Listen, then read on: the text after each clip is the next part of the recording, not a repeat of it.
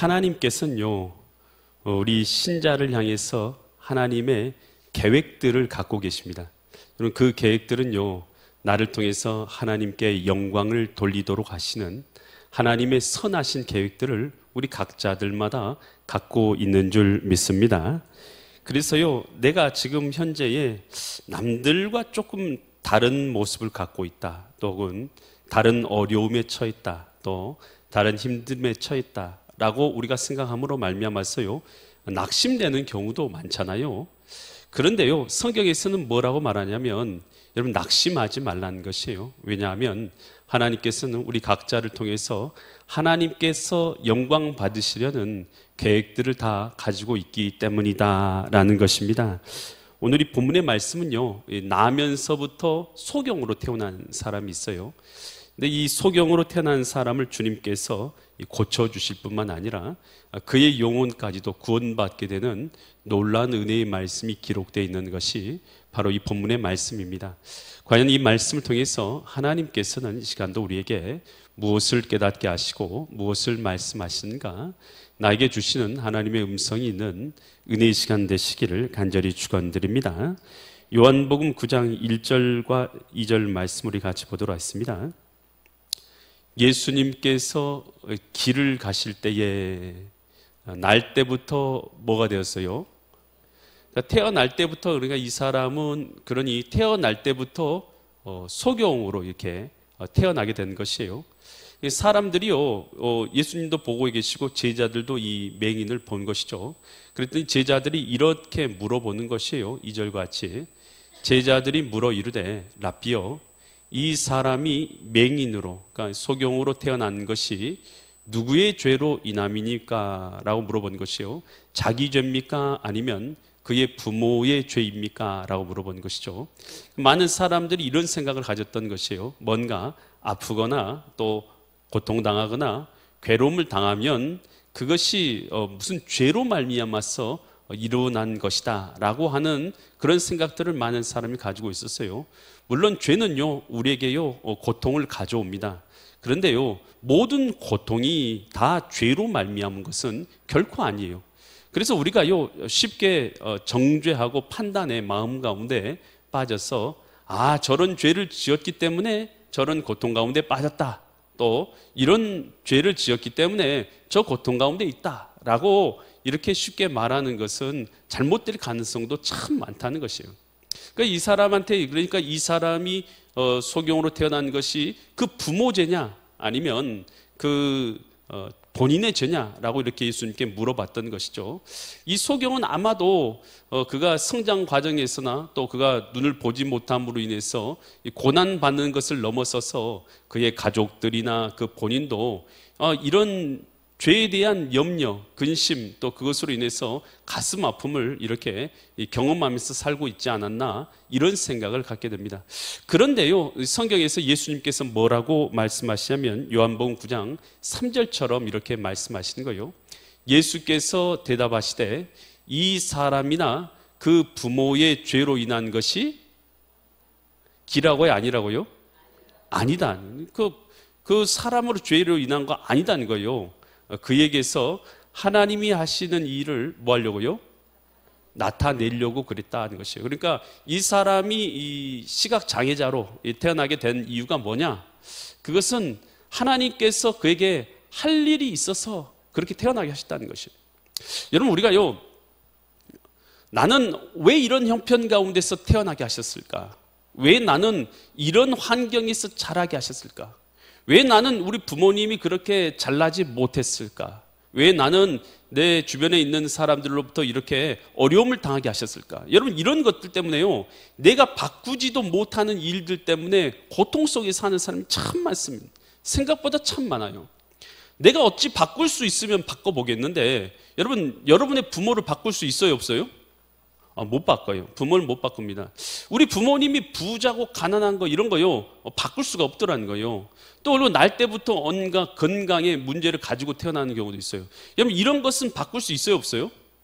그것은 바꿀 수 있는 것이 아니더라는 거예요.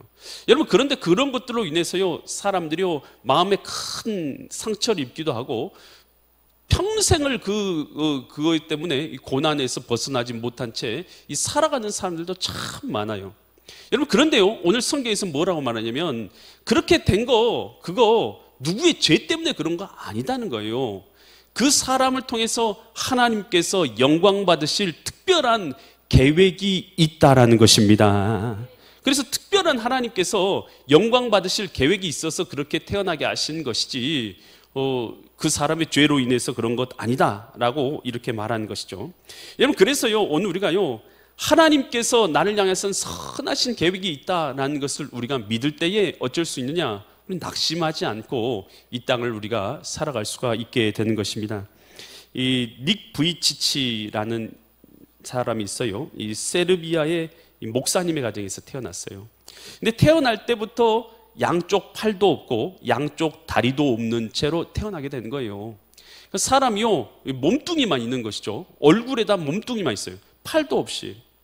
어렸을 때는요, 잘 모르죠. 자기 현 상태에 대해서 알지 못한데, 성장하면서 이제 사춘기 정도 됐을 때요, 다른 사람들하고 자기하고 비교해 봤을 때에 자기는 두 쪽 팔도 없고 양다리도 없고 몸만 있는 것을 그가 깨닫게 되고 인지하게 되었을 때, 그때부터 정신적인 스트레스와 타격이 오기 시작하는 것이죠. 도대체 나 같은 사람은 왜 이 땅에 태어났는가? 나는 두 손도 없고 두 발도 없어서 나는 아무것도 할 수 없는데 나 같은 사람은 왜 태어났는가?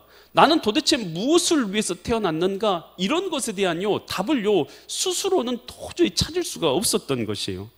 그래서요, 그는요, 왜 나 같은 것이 이 땅에 태어났는가? 그것에 대한 고민을 하다가요, 자살을요, 3번이나 시도하게 됩니다. 근데 다행이게요, 하나님께서 그때마다 이 자살에서 그를요 지켜주셨어요. 그래서 그가요 다시 살게 되었죠. 그런데 그가 이렇게 고민 가운데 있을 때 오늘 우리가 읽었던 이 요한복음 9장 3절 말씀, 이 본문의 말씀을 읽은 거예요. 그 소경을 향해서 그 사람의 죄도 아니고 그 부모의 죄도 아니고 그에게서 하나님이 하시는 일을 나타내고자 한다. 이 말씀을 듣는 순간 그 마음 가운데 깨달음과 자기 인생의 문제에 대한 해답을 찾게 되는 것이죠. 아, 그렇구나. 하나님께서 나를 통해서도 하나님께 영광을 받으실 만한 계획과 뜻이 있어서 이렇게 하나님께서 나를 태어나게 하셨다라는 것에 대한 답을 얻게 되는 것이죠. 그러면서 그는요, 이런 생각을 하면서 기도하게 되는 거예요. 하나님, 저를 통해서도 하나님 영광 받으시기를 원하시는 것을 압니다. 제가 그런데 어떻게 영광을 돌릴까요? 저는 두 팔도 없고 두 다리도 없는 사람인데 저를 통해서 어떻게 하나님을 영광을 돌릴까요? 이렇게 기도를 이제 드리게 되는 것이죠. 옛날에는 왜 나 같은 존재를 태어나게 하셨습니까? 라는 이런 원망의 기도였죠. 근데 이제는 하나님의 뜻을 깨닫고 나니까 저를 통해서도 하나님께 영광 돌리기를 원하시는 줄을 아는데 어떻게 하나님께 영광을 돌려야 됩니까? 라는 기도의 제목으로 그의 기도가 바뀌어지게 되는 것이죠. 그래서 그렇게 하나님 앞에 이제 기도를 드리기 시작하는 것입니다. 그런데 그가요, 하나님께서 은혜를 주셔서요, 그가요, 말을 하면요, 사람들이요, 위로를 받게 되는 것입니다. 그는요, 아무것도 자기의 다리도 없고 팔도 없고 특별히 할 수 있는 것도 없는데요, 그는요, 할 수 있는 것이 있어요. 말을 할 수 있잖아요. 그리고 할 수 있는 게 있어요. 뭐냐면 넘어져 있는데요, 다른 사람의 도움 없이도 혼자서 앉을 수가 있는 거예요. 어떻게 해요? 머리로 이렇게 고개를 숙여서 배의 힘으로요 혼자서 앉을 수 있는 거예요. 한 번 일어서서 앉는 것이요 쉽지 않아요. 수십 번을 시도해서 간신히 성공하는 거예요. 수백 번, 수만 번을 처음에는 일어나지 못해서 시도하다가 마침내 스스로 일어날 수 있는 것을 그가 터득하게 된 것입니다. 그래서 그는 19살 때부터 강연을 다니기 시작합니다. 지쳐있는 사람들, 마약 중독자들, 또 이혼하는 사람들, 또 고통받는 사람들, 죽음을 앞두고 있는 사람들, 이런 어려운 처지에 있는 사람들이 모여있는 곳에 가서 그가 가서 강연을 하게 되는 것이에요. 근데 그가 강연을 하면 사람들이요 위로를 받고 치유를 받고 다시 살아갈 힘을 얻고 능력과 소망을 얻게 되는 것이에요. 그래서 많은 사람들이 위로를 얻기 시작하는 것이에요. 그래서요 그가요 38개의 나라를 방문하게 됩니다. 두 팔 두 다리가 없는데 사람들이 초청을 해서요 그가 가서 강연을 하고, 그리고 4개 나라의 대통령을 만났어요. 여러분 대통령 한 번이라도 만나보셨어요? 4개 나라의 대통령을 만났어요. 그리고 5개 나라의 국회에서 강연을 했어요. 국회에서 강연해 본 사람 있습니까? 국회에서 강연했어요. 또 그리고요, 그가 쓴 책 허그라는 책을 통해서요, 수많은 사람이 위로를 받았어요. 그는 책에서 이런 말을 해요. 나는 붙잡을 손이 없지만 주님은 나의 손을 붙잡아 주셨고, 주님 안에서 나는 팔이 없지만 나의 모든 한계를 끌어안을 수 있었습니다. 이제 상처와 불행조차도 껴안고 일어서게 되었습니다. 여러분, 하나님은요, 이 닉 부이치치를 통해서도 하나님께서는 특별한 영광을 받으실 계획이 있었던 것이죠. 왜 나 같은 사람을, 하나님은 나같이 부족한 사람을 하나님께서는 불러주셨을까? 여러분 그런 생각하잖아요. 왜 나는 이런 환경에서 태어나게 하셨을까? 우린 그런 생각하잖아요.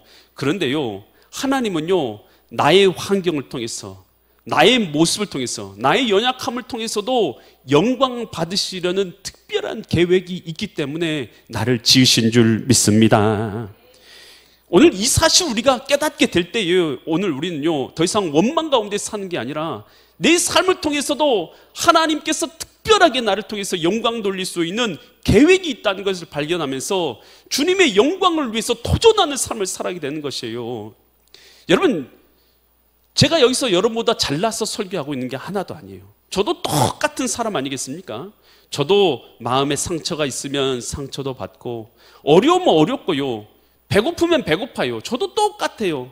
왜 하나님께서 나를, 부족한 나를 들어서 뭐 하려고 주의 종을 삼았을까? 저도요, 수 없는 많은 세월 동안요, 고민할 때도 있었어요. 여러분, 그러지만요, 하나님께서는 나를 통해서도 영광 받으시려는 하나님의 뜻이 있음을 깨닫게 되었다는 것입니다.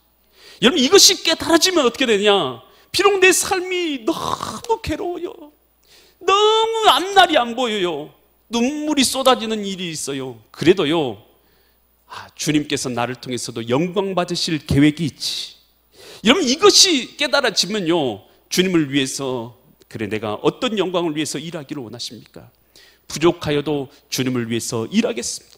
여러분, 이것이 바로 우리 신앙인의 고백이고 주님의 은혜를 깨달은 자의 삶인 줄 믿습니다.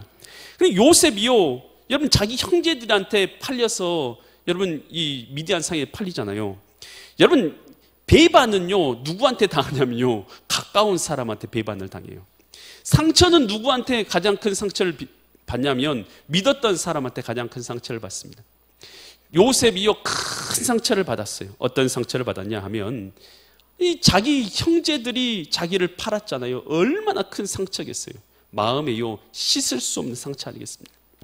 여러분, 그래서요 오늘 우리의 인생도 마찬가지예요. 여러분, 하나님께서 나를 이런 삶 가운데 던지시는 것, 왜 내게는 이런 고통을 주십니까? 왜 나는 두개골을 깨지게 하십니까? 왜 내게는 이런 상처를 주십니까? 내게는 왜 어려움 주십니까? 내게는 왜 이런 어려움이 있습니까? 왜 이런 질병이 있습니까? 여러분, 우리는 그런 것 때문에 평생에 문제를 해결하지 못한 채 원망 가운데 살 때가 많잖아요. 하나님, 왜 나는 내 부모님을 일찍 돌아가시게 하셨습니까? 여러분, 그럴 때도 있잖아요. 어떤 분이, 어떤 청년이 와서 저한테 그러더라고요. 자기가 기도를 엄청 많이 했는데 자기 부모님이 돌아가셨대요. 그래서 자기는 하나님을 더 이상 믿을 수 없다는 거예요. 하나님 너무나 원망스러워서. 여러분, 오늘 우리의 삶 가운데 여러 가지요, 우리가 이해할 수도 없고 깨달을 수도 없고 그런 일들이 우리의 삶 가운데 얼마나 많이 일어납니까? 여러분, 그런데요, 우리가 한 가지 분명하게 잊지 말아야 할 것이 있어요. 그것은 뭐냐면요, 여러분, 하나님께서는요 나의 이런 상황 가지고서, 이 상황 속에서도 나를 통해서도 영광 받으시려는 하나님의 계획이 있는 줄 믿습니다. 그래서 우리가요 이 사실을 믿는다면 두려워할 필요 없어요. 낭망할 필요 없어요. 걱정할 필요 없어요. 주님께서 당신의 뜻을 선하게 이루실 줄 믿습니다. 이 믿음이 있어야 되는 거예요, 우리는. 그 다음에 그때 예수님께서 이 소경에게 어떻게 하세요? 소경을요, 소경에게 말씀하시죠. 내가 이 세상에 있을 때는 내가 세상의 빛이다, 이런 말씀을 예수님께서 하신 다음에 이 소경을 불러왔어요. 진흙을 이기죠. 침으로 진흙을 이겨요. 왜 하필 침으로 이겼을까? 전 뭐 그런 생각도 해본 적이 있긴 했지만 어쨌든 침으로 이기셨어요. 그리고 그 침으로 이긴 진흙을 어디다 발라줬어요? 눈에다 발라줬어요. 저는요 가끔 이런 생각하세요. 그냥 예수님께서 평상시에 이럴 때도 있었잖아요. 내가 안수하고 고침을 받을지어다 하면 치유되는 데도 많이 있었어요. 그렇게 치유하실 수도 있었잖아요. 근데 이 사람에게는 좀 특별한 방법을 쓰셨어요. 침을 이겨가지고 진흙 이겨가지고 눈에 발라줬어요. 발라주고 나서 더 특별한 것은 뭐냐면 실로암 못에 가가지고 씻으라는 거예요. 그래야 어떻게 된다고요? 고침을 받는다는 거예요. 아니 여러분이 소경이라고 해보고요, 여러분 입장을 바꿔놓고 생각해보세요. 여러분이 소경이에요. 눈에다가 뭐 이상한 거 발라놓고 가서 실로암 못에 가서 씻으면 낫는다고 해요. 여러분, 소경이 돼본 사람들만이 깨달을 수 있어요. 소경이 안 돼본 사람은 몰라요. 여러분, 여기서 여러분 구청까지 여러분 가서 뭐 띄워와라. 그런데 소경이에요. 여러분 가는데 어떻게 할 수 있어요? 여러분, 이게 쉬운 일이 아닌 거예요. 실제적으로 소경이 어디를 가서 찾아가는 것 자체가 힘든 일인 거예요. 그런데 힘든 일이지만 하나님께서 뭐하냐면 예수님께서 시킨 거예요. 여러분, 주님께서 정말 우리에게 삶 가운데 보기 원하시는 게 뭔 줄 아십니까?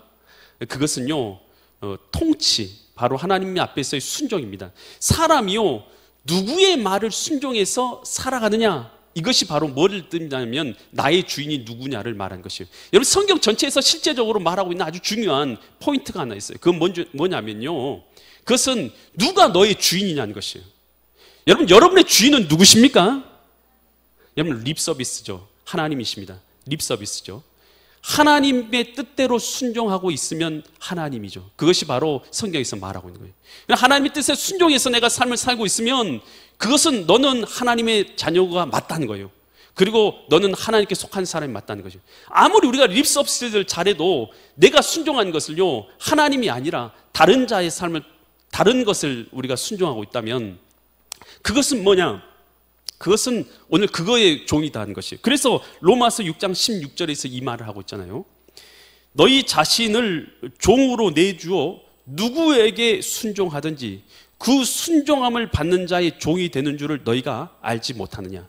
혹은 죄의 종으로, 그러니까 죄를 지으면 죄를 짓는 자리로 나가서 죄를 따라서 죄를 짓는 종이 되면 뭐에 이르게 된다고요? 사망에 이르게 되는 거예요. 반대로 혹은 순종의 종으로, 하나님 앞에서의 말씀에 순종해서 순종의 종으로 살아가면 하나님의 뭐에 이르게 되는 거예요? 영광에 이르게 된다는 거죠. 여러분, 많은 크리스찬들이요, 얼마나 어리석은 생각에 빠져 있는지 몰라요. 여러분, 하나님의 통치라는 것은 복음에서 제해버리고 내 마음대로 살면서 나는 바른 신앙을 하고 있다, 얼마나 어리석음 가운데 빠져 있는지. 저는요, 복음에요 진짜 중요한 한 부분을요 빼버리고요, 반토막 난 복음만 붙잡고 있는 거예요. 진짜 복음은 뭐냐면 하나님의 통치입니다. 내 마음 가운데 하나님의 주인 되심으로 말미암아서 순종해서 살아가는 삶이 신앙생활인 줄 믿습니다. 여러분, 이것이 있어서 비록 나는 순종할 수 없는 환경인데도 불구하고 주님의 뜻에 순종해 살고 있다면 그것이 바로 신앙생활이에요. 하나님 앞에서요, 여러분 한번 물어보세요. 여러분 안에 다 예수님이 주인 되신 자가 된 게 우리 신자잖아요. 주님 앞에서 하나님을 경배하는 것이 옳으냐, 아니면 오늘 다른 것에 우리가 빠져서 다른 즐거움을 찾는 것이 옳은가? 하나님 앞에 물어보세요. 그러면 하나님께서 너 나를 예배하는 것이 옳다, 이렇게 깨우쳐 주시면 우리가 예배대로 예배드리며 살아가는 것, 여러분 이것이 하나님의 자녀인 것이에요. 하나님, 제가 미워하는 게 맞습니까? 아니면 사랑하는 게 맞습니까? 하나님께 묻는 것이요. 그랬을 때 미워하는 게 옳다 이렇게 말씀하실 것 같아요? 사랑하는 게 옳다 말씀하실 것 같아요? 여러분, 이것은요, 여러분 안에 계시는 성령님께서 또 하나님께서 여러분에게 주신 양심이요, 여러분 깨닫게 해주셔요. 그래서 양심이 화인 맞아서 범죄함으로 완전히 화인 맞은 자들이 있어요. 이런 자들은요 돌이킬 수가 없지만 오늘 우리 마음 가운데서 그렇지 않고 하나님의 주신 양심과 하나님의 자녀된 주의 성령이 우리 가운데 있는 사람들은요, 내면을 비춰보면 분명히 알게 돼요. 어떻게 살아야 될지를, 주의 말씀에 어떻게 순종해야 될지를 분명히 알게 되는 줄 믿습니다. 그래서요, 주님 앞에 순종하는 건 곧 뭘 말하냐면 주님의 통치 안에 내가 있다는 것을 의미해요. 그 주님의 통치 안에 내가 있으면 이것 자체가 뭐냐면 신앙의 승리인 거예요. 아멘. 여러분, 이 시간도요, 여러분, 주님 앞에 나와서 내가 주님의 뜻에 순종하고 있으면 오늘 그것은 믿음의 승리자인 줄 믿습니다. 근데 주님의 뜻에 순종하고 있지 않으면요, 여러분, 그것은요 신앙의 승리자라고 할 수가 없는 것이죠. 이 여리고성을 무너뜨리는 거,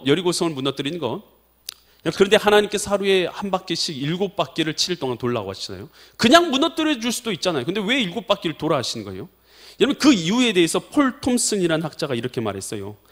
하나님은 이 말씀으로 간단히 여리고를 없애버리실 수도 있었습니다. 그러나 여리고의 진짜 전쟁은 순종하지 않는 인간의 마음을 상대로 한 것입니다 라고 말했어요. 여리고성 무너뜨린 게 문제가 아니라는 거예요. 진짜 문제는 뭐냐면 순종하지 않는 인간의 마음을 무너뜨리는 것, 이것이 바로 뭐냐 하면 하나님의 싸움이신 거예요. 에덴 동산에서부터요, 하나님께서 선악과 따먹지 말라고 했잖아요. 이건 하나님의 명령이잖아요. 근데 사단이 와서, 옛뱀이 와서 뭐라고 말합니까? 선악과 따먹어. 그러면 내가 하나님처럼 된다. 여러분, 누구의 말씀을 따르냐? 여러분, 이것이 갈림길이에요. 여러분, 하나님의 음성을 따르면 하나님의 자녀인 것이에요. 하나님의 통치 가운데 있는 거예요. 여러분, 그냥 뱀의 음성 따르면 그건 뱀의 자녀고 뱀의 종이 되는 것이에요. 여러분, 예수님께서 40일 금식하고 줄이셨을 때 어떻게 합니까? 이 사단이 찾아와가지고 천하만국의 영광을 보여주면서 내게 절하라. 그러면 이 모든 걸 내게 줄게. 여러분, 우리가요 하나님을 경배해야 되는데 이 사단의 음성 따라서 경배하면 여러분, 우리는 사단의 종 되는 것이에요. 부귀와 영화 줄 테니까 이거 너나 경배해라. 그랬을 때 예수님이 이렇게 말씀하시죠. 사단아, 떠나갈지어다. 다만 주 너의 하나님만 경배하라 하였느니라. 여러분, 우리 신앙생활의 순종은 바로 이것입니다. 오늘 우리가요 얼마나 많은 미혹과 유혹독에 살아가요. 여러분, 얼마나 많은 마음에 여러분 근심과 걱정이 우리 가운데 찾아와요. 얼마나 많은 일들이 우리의 삶 가운데 있습니까? 여러분, 진짜로 하나님을 믿는다는 것, 여러분, 그것이 무엇입니까? 여러분, 저는요 사실 하나님 앞에 늘 걱정될 때가 많아요. 제가 하나님의 말씀을 정말, 하나님이 내게 주신 말씀을 제대로 못 전해서 이 말씀을 듣는 사람이 진짜 믿음 제대로 갖지 못하고 바른 길로 안 가고 잘못된 길로 가서 지옥 간다면 제가 하나님 앞에서 죄가 얼마나 크겠어요. 저는 그런 죄를 지을 생각이 전혀 없습니다. 저는 하나님께서 알려주신 그 말씀 그대로 주의 통치하심에 순종해서 살아가는 것, 이것이 바로 하나님의 자녀의 삶인 줄 믿습니다. 소경 눈떠도요, 여러분 질병에서 고침받아도요, 여러분 조금 있으면 또 아파요. 여러분, 영원히 산 사람이 이 땅에 산 사람이 없기 때문이에요. 여러분, 영원히 산 사람이 있어요? 없어요. 또 고침받아도 결국은 죽어요. 우리는 다 마찬가지예요. 하지만요, 우리의 영혼의 문제, 여러분, 예수 그리스도께서 하나님이신 것, 나의 구주 되신 하나님을 알고 만나고 구주 삼아서 주님이 내 삶의 주인 되면 나는 영생의 부활을 얻게 되는 줄 믿습니다. 여러분, 이 영생의 부활, 내 영혼의 문제, 죄사함의 문제를 해결받은 사람이, 진짜 빛을 찾은 사람이 바로 이 소경이었던 것이죠. 여러분, 어떤 사람이 신앙의 중에서 진짜 복이 있는 사람이냐? 내 문제 때문에 하나님 앞에 나와요. 그랬다가 내 문제도 해결받고 하나님도 만난 사람, 이 사람은 정말 복이 있는 사람인 줄 믿습니다. 그런데 내 문제 때문에 하나님 앞에 나왔어요. 그런데 내 문제는 해결을 못 받았어요. 현실의 문제는. 그런데 하나님을 알게 되었어. 내 영혼 구원받았어요. 이 사람도 복 있는 사람인 줄 믿습니다. 근데 제일 어리석은 사람은요, 주님을 앞에 나와서요 문제도 해결받지 못하고 주님도 만나지 못한 사람. 여러분, 이 사람이요 인생에서 가장 불쌍한 사람인 줄 믿습니다. 문제는 해결받았어도 주님을 만나지 못한 사람. 여러분, 이런 사람들은요 자기의 진짜 인생의 중요한 문제를요 해결받지 못한 사람들인 것입니다. 여러분, 말씀을 마치려고 합니다. 이 소경이 눈 뜬 것을 통해서요 하나님께서는요 우리에게 무엇을 깨닫게 하십니까? 오늘 주의 말씀에 순종하는 것이 곧 주님의 통치를 이루는 것임을 우리에게 분명히 말해줍니다. 또한 진짜 중요한 것은 우리 육신의 문제를 넘어서서 내 영혼이 영적으로 눈을 떠서 참되신 예수 그리스도를 나의 구주로 삼고 믿음의 삶을 살아가는 것, 이것이 진짜 믿음의 삶인 것을 알고 주님 앞에서 내 영혼 눈 뜨고 주님 앞에서 믿음으로 살아가시는 믿음의 거룩한 성도님들 되시기를 예수 그리스도의 이름 받들어 간절히 축원드립니다.